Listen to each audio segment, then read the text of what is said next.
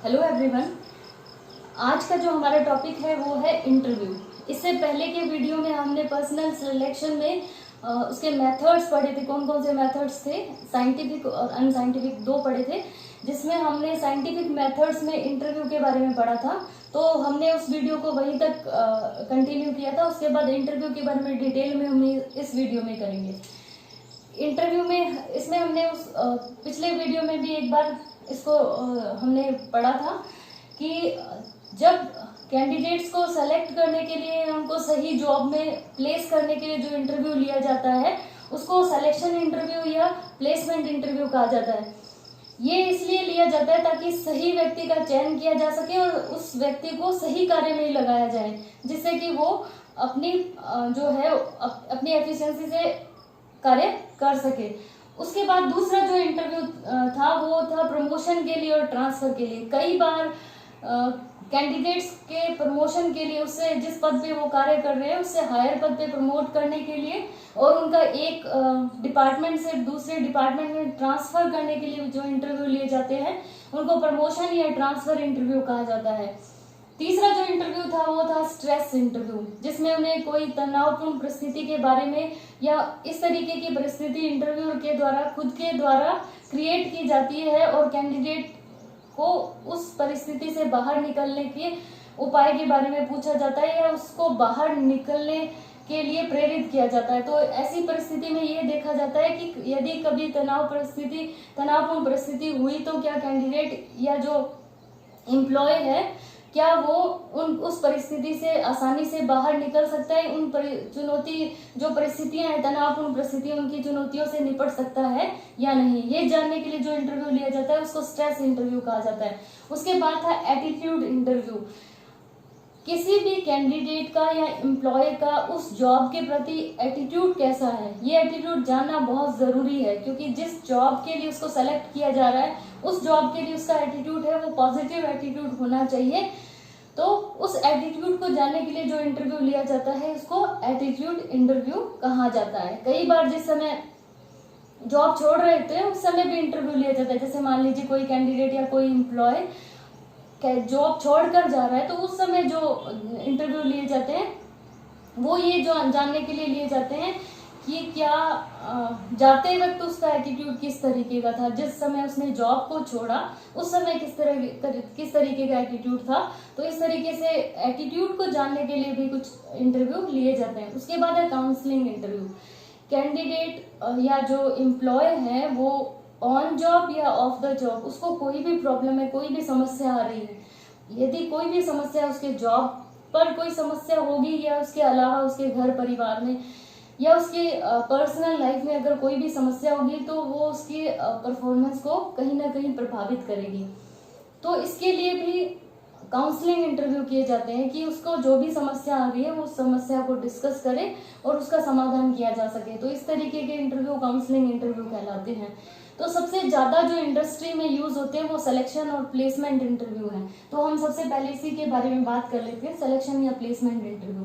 जो selection interview होते हैं उनको हम 3 कैटेगरी में बांट सकते हैं। हालांकि इसके अलावा भी है, लेकिन अधिकतर जो इंडस्ट्रियल एरिया में या जो ऑर्गेनाइजेशनल एरियाज हैं उनमें ये 3 प्रकार के इंटरव्यू यूज में आते हैं। Individual versus group interview. Individual interview जब एक समय में एक ही व्यक्ति का साक्षात्कार लिया जाता है या एक ही कैंडिडेट का या एक ही एम्प्लॉय का साक्षात्कार लिया जाता है तो उसको इंडिविजुअल इंटरव्यू कहा जाता है।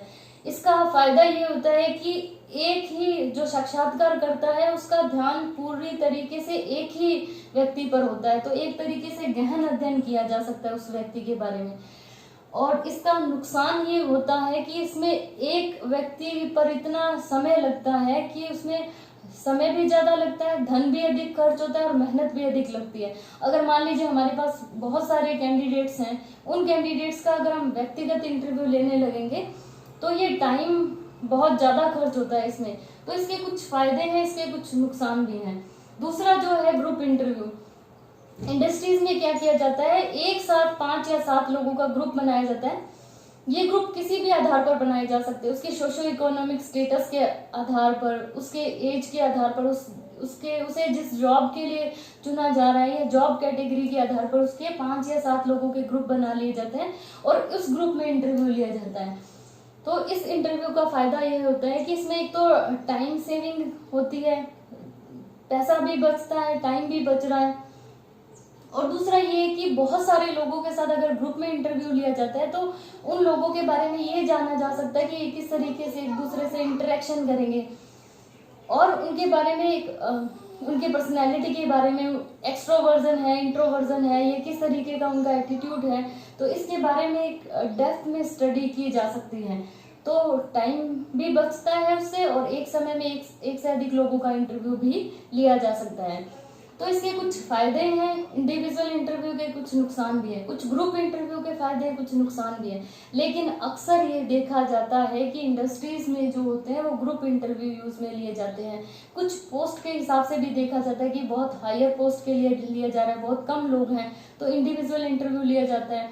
और अगर मान लीजिए लोअर पोस्ट के लिए इंटरव्यू ले रहे हैं, बहुत सारे लोग उनके पास अवेलेबल हैं, तो ग्रुप इंटरव्यू भी लिए जा सकते हैं। दूसरा जो है स्ट्रक्चर्ड वर्सेस अनस्ट्रक्चर्ड इंटरव्यू। नाम से ही पता चल रहा है कि स्ट्रक्चर्ड, इसके साथ ही साथ इसको फॉर्मल इंटरव्यू भी कहा जाता है और स्टैंडर्ड इंटरव्यू भी कहा जाता है। ऐसे इसलिए कहा जाता है कि इंटरव्यू लेने से पहले ही पूरी इंटरव्यू की जो प्लानिंग होती है वो पहले ही कर ली जाती है कि किस तरीके से प्रश्नों को पूछा जाएगा, उनको पूछने का क्रम क्या होगा, उसके लिए भाषा कौन सी निर्धारित की जाएगी। तो पूरा पहले से प्लान होता है कि किस तरीके से क्वेश्चन पूछे जाएंगे, किस क्रम में पूछे जाएंगे। सब कैंडिडेट से एक ही तरीके से क्वेश्चंस पूछे जाते हैं। तो इसका फायदा ये होता है कि इसमें एक तरीके से परिशुद्धता का गुण पाया जाता है, प्रिसिशन का। दूसरा, पहले से डिसाइडेड रहते हैं तो इसमें कहीं भी सब्जेक्टिविटी आने का कोई भी चांस नहीं होता कि कहीं से भी सब्जेक्टिविटी वहां पर आएगी, ना तो इंटरव्यूअर की तरफ से और ना ही इंटरव्यू की तरफ से। एडमिनिस्ट्रेशन सिंप्लिसिटी रहती है कि इसको एडमिनिस्ट्रेट करना बहुत आसान रहता है क्योंकि पहले से एक पैटर्न है। तो अगर कम शिक्षित कोई या कम प्रशिक्षित कोई अगर इंटरव्यूअर है, उसकी वो इतना एक्सपीरियंस नहीं है, तो भी वो आसानी से इंटरव्यू ले सकता है। इसका ये फायदा होता है कि पहले से स्ट्रक्चर बना हुआ है, स्कोरिंग मेथड भी उसकी पहले से डिसाइडेड रहती है कि इस तरीके के प्रश्न पूछे जाएंगे, इन प्रश्नों में इस प्रश्न का जवाब अगर इस तरीके से दिया है तो उसको इसी तरीके से मार्किंग की जाएगी। तो इसके कुछ फायदे हैं और कुछ नुकसान भी हैं। स्ट्रक्चर्ड में ये होता है कि हम फॉलो अप क्वेश्चंस नहीं पूछ सकते। अगर मान लीजिए हमने उससे कोई क्वेश्चन पूछा और उसके बाद मुझे लग रहा है कि इस क्वेश्चन से जो मुझे जवाब मिला है उससे अगर इंटरव्यूअर सेटिस्फाइड नहीं है तो वो उससे फॉलो अप क्वेश्चंस या पूरा प्रश्न है वो नहीं पूछ सकता है। तो इसका थोड़ा सा ये नुकसान भी है। दूसरा है अनस्ट्रक्चर्ड इंटरव्यू, जिसके बारे में पहले से कोई योजना बनी हुई नहीं रहती। जिस समय इंटरव्यू लिया जा रहा है उसी समय क्वेश्चंस को फॉर्म किया जाता है और उसी समय उनसे क्वेश्चंस को पूछा जाता है। इसको इनफॉर्मल इंटरव्यू भी कहा जाता है। इसका फायदा ये होता है कि ये बहुत फ्लेक्सिबिलिटी रहती है। इसमें इंटरव्यूअर को लग रहा है कि किसी कैंडिडेट से ज्यादा क्वेश्चन पूछने चाहिए तो वो ज्यादा प्रश्न पूछ सकता है, किसी कैंडिडेट से उसे कम प्रश्न पूछने हैं तो उनसे वो कम भी पूछ सकता है। अनडिसाइडेड रहता है, पहले से कोई भी चीज डिसाइड नहीं रहती है कि किस तरीके से क्वेश्चनों को पूछा जाएगा। फॉलो अप क्वेश्चंस पूछे जा सकते हैं आराम से। अगर लगता है कि इस कैंडिडेट से जो इन्फॉर्मेशन मिली है वो कंप्लीट इन्फॉर्मेशन नहीं है तो उसके बारे में हम उससे फॉलो अप क्वेश्चंस भी पूछ सकते हैं। तो इसका ये फायदा रहता है कि फ्लेक्सिबिलिटी है इसमें। अगर सिचुएशन के अकॉर्डिंग हम उसमें क्वेश्चंस को ऐड कर सकते हैं, उस क्वेश्चंस को कम भी कर सकते हैं। इसका नुकसान ये रहता है कि एक तरीके से स्टैंडर्डाइज नहीं है कि आप सभी किसी से कम क्वेश्चन पूछ रहे हो, किसी से ज्यादा पूछ रहे हो। एक तरीके से सब्जेक्टिविटी आने की संभावना अधिक रहती है। इंटरव्यूअर को लगता है कि हाँ इसको सेलेक्ट किया जाना चाहिए, इसको नहीं सेलेक्ट किया जाना चाहिए, तो वो किसी से कम 1-2 क्वेश्चन पूछकर भी जाने देता है और किसी से बहुत देर तक क्वेश्चन पूछता है। तो यहाँ ऐसा लगता है कि कहीं ना कहीं इसमें बायसनेस आ ही जाती है, सब्जेक्टिविटी कहीं ना कहीं से आ जाती है। तीसरा जो है वो कम यूज में आता है लेकिन फिर भी ये यूज किया जाता है, पैटर्न वर्सेस डायग्नोस्टिक इंटरव्यू। जो पैटर्न इंटरव्यू होता है इसमें शेड्यूल का यूज किया जाता है, अनुसूची का यूज किया जाता है। उस अनुसूची में क्वेश्चंस दिए रहते हैं, उस क्वेश्चन से उस व्यक्ति से उन प्रश्नों के बारे में पूछा जाता है। तो इसका फायदा ये रहता है कि एक मतलब पहले से आपने प्रश्नों को निर्धारित कर रखा है, किसी एक एरिया से रिलेटेड आपने प्रश्नों को बना दिया, तो उसमें आप डिटेल में एक तरीके से एक व्यक्ति के बारे में डिटेल में स्टडी कर सकते हो कि ये व्यक्ति किस तरीके का है और किस तरीके से अगर इसको जॉब पे रखा जाए तो ये किस तरीके से अपने जॉब को करेगा। तो इस तरीके से पैटर्न इंटरव्यू यूज किया जाता है। जैसे मान लीजिए कोई ट्रक ड्राइवर है तो वो उसमें ट्रक ड्राइविंग से रिलेटेड सारे क्वेश्चंस होंगे, तो उसमें हमें पता लग जाता है। ट्रैफिक पुलिस के बारे में अगर उसको हम रिक्रूट कर रहे हैं या उसका इंटरव्यू लिया जा रहा है तो उससे रिलेटेड सारे क्वेश्चंस होंगे। तो इसमें आसानी से आप क्या है पता कर सकते हैं कि किस तरीके की परिस्थिति में व्यक्ति किस तरीके का व्यवहार करेगा। दूसरा जो है वो डायग्नोस्टिक इंटरव्यू है। इसमें भी क्वेश्चंस जो रहते हैं वो स्ट्रक्चर्ड पहले से बनाए हुए रहते हैं, स्कोरिंग सिस्टम की तरह काम करता है। इसमें 4 तरीके की उसकी जो कैंडिडेट है या जो एम्प्लॉय है उसके 4 तरीके से उससे रिलेटेड 4 तरीके के क्वेश्चंस पूछे जाते हैं। पहला तो उसके वर्क हिस्ट्री से रिलेटेड क्वेश्चन पूछे जाएंगे, दूसरा उसका फैमिली हिस्ट्री से रिलेटेड क्वेश्चन पूछे जाएंगे, तीसरा उसका सोशल हिस्ट्री से रिलेटेड क्वेश्चन पूछे जाएंगे और चौथा उसका पर्सनल हिस्ट्री से रिलेटेड क्वेश्चन पूछे जाएंगे। वर्क हिस्ट्री से रिलेटेड क्वेश्चन पूछे जाने का मकसद ये रहता है कि उसका ये जानना होता है कि वो अपने वर्क एक्सपीरियंस से अपने काम को करने के लिए या उसके पास जितना एक्सपीरियंस है क्या वो अपने काम को करने में उस एक्सपीरियंस का फायदा उठा रहा है या नहीं उठा रहा। एक तरीके से जॉब एनालिसिस किया जाता है इसमें। फैमिली हिस्ट्री में ये देखा जाता है कि व्यक्ति की सोशल स्टेटस कैसा है, उसका इकोनॉमिक स्टेटस कैसा है। सोशल हिस्ट्री में उसका ये देखा जाता है, फैमिली हिस्ट्री में उसका देख लिया कि उसका समाज में वो किस तरीके का है, उसकी आर्थिक स्थिति कैसी है। सोशल हिस्ट्री में ये देखा जाता है कि कितना सोशल है, सामाजिकता का स्तर कैसा है उसका। पर्सनल हिस्ट्री में ये देखा जाता है कि किस तरीके से वो जॉब को करता है, उसमें जॉब सेटिस्फेक्शन का लेवल क्या है उसका, अगर उसको जॉब पे रखा जाता है या उसको जॉब दी जाती है तो वो किस तरीके से व्यवहार करेगा। तो ये इसका पर्सनल हिस्ट्री में आता है कि किस तरीके का जॉब मोटिवेशन कैसा है, जॉब सेटिस्फेक्शन कैसा है। तो इस तरीके से ये सारे इंटरव्यू यूज किए जाते हैं। लेकिन अगर हम देखें कि इंडस्ट्री में न तो पूरी तरीके से हम स्ट्रक्चर्ड इंटरव्यू को फॉलो कर सकते हैं और न ही अनस्ट्रक्चर्ड इंटरव्यू को फॉलो कर सकते हैं, तो इसकी जगह पे एक सेमी स्ट्रक्चर्ड इंटरव्यू का यूज किया जाता है जिसमें कुछ क्वेश्चंस को पहले से फॉर्म करके रखते हैं और कुछ सिचुएशन के अकॉर्डिंग वो क्या कर लेते हैं, बाद में क्वेश्चंस को ऐड कर लेते हैं। उसके बाद अगर हम ओवरऑल बात करें कि इसके कुछ मेरिट्स हैं और इसके कुछ डीमेरिट्स भी हैं, तो इंटरव्यू अगर पूरे प्रोसेस की बात करें तो इसके मेरिट्स की बात अगर हम पहले करें तो इसके मेरिट्स हैं कि ऑब्जर्वेशनल स्टडीज। इंटरव्यू में जो कैंडिडेट रहता है वो इंटरव्यूअर के सामने रहता है बिल्कुल, तो उसके फेशियल एक्सप्रेशंस, उसके वोकल एक्सप्रेशंस, उसकी बॉडी पोस्चर्स, गेस्चर्स और किस तरीके से वो बात कर रहा है, ये सारे उसके सामने होते हैं। तो वो ऑब्जर्व करके ये पता लगा सकता है कि ये कैंडिडेट इस जॉब के लिए सुटेबल है या नहीं है।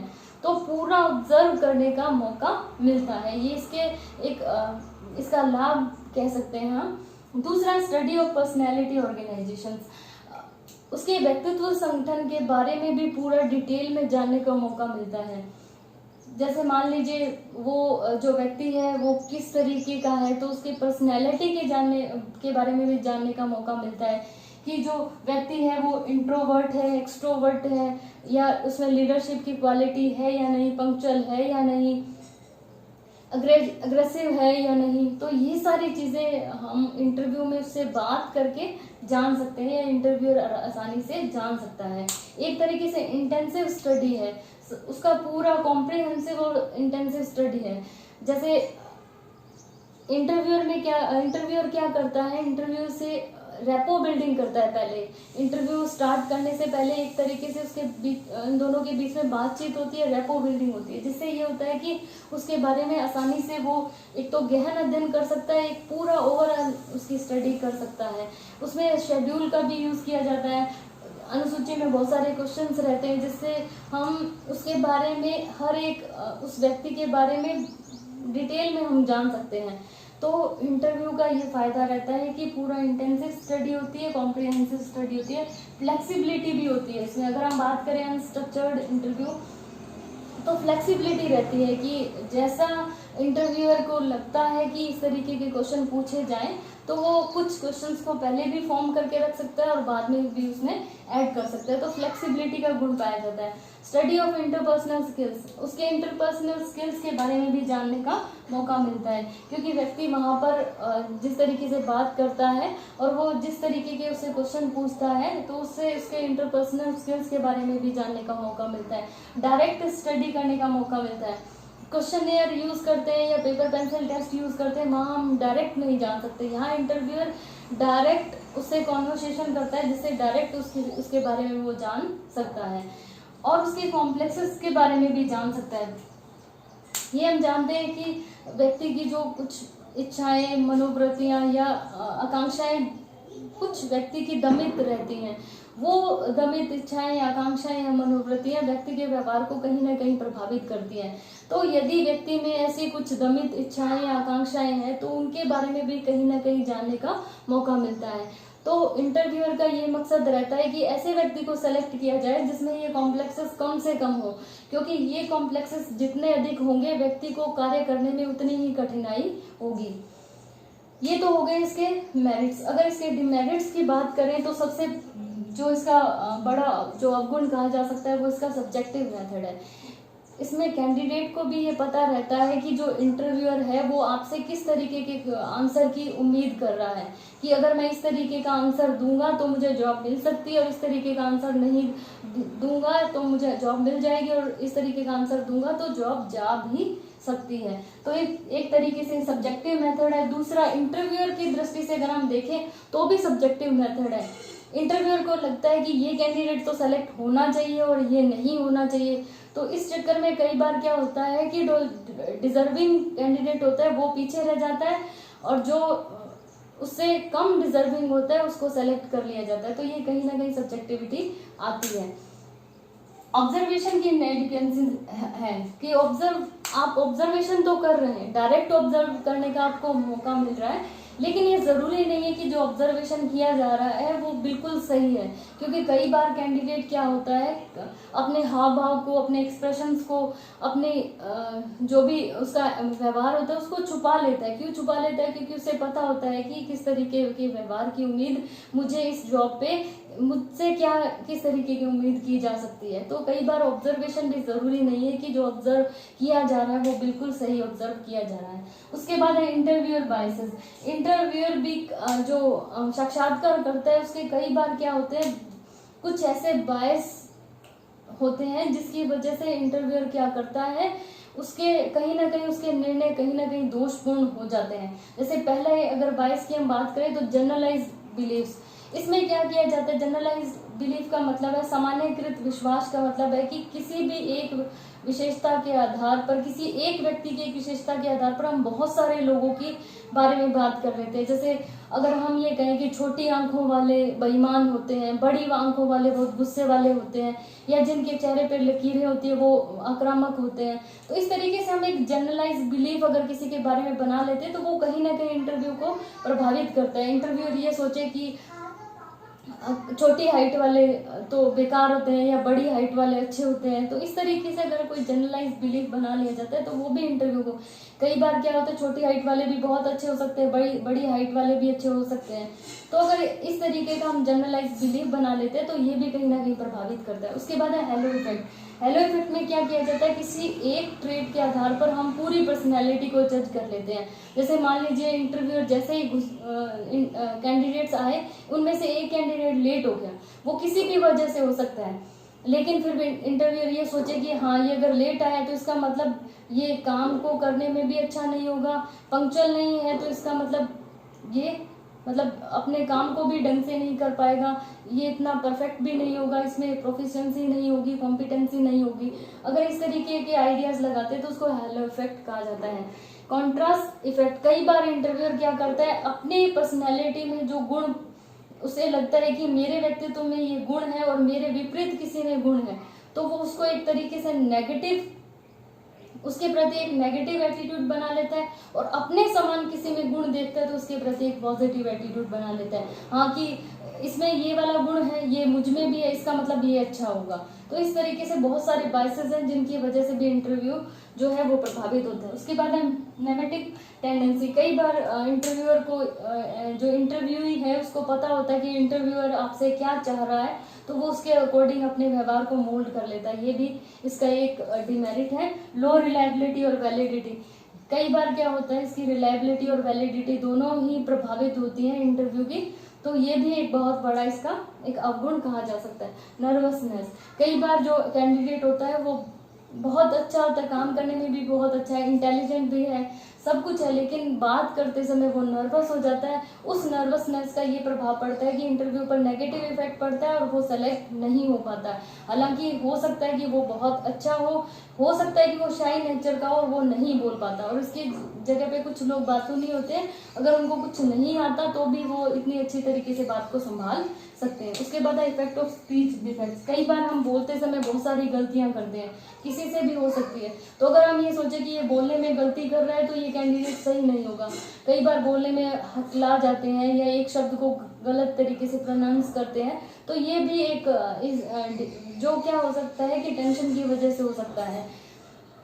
तो इसके कुछ अवगुण है और इसके कुछ गुण है। हालांकि इसके बहुत सारे अवगुण भी है और गुण भी है, लेकिन फिर भी अगर देखा जाए तो जितने भी मेथड्स यूज किए जाते हैं सिलेक्शन के लिए, उसमें सबसे अधिक जो इंटरव्यू जो यूज किया जाता है वो इंटरव्यू है। तो हम देख सकते हैं कि इंटरव्यू कितना जरूरी है पर्सनल सिलेक्शन में। Thank you.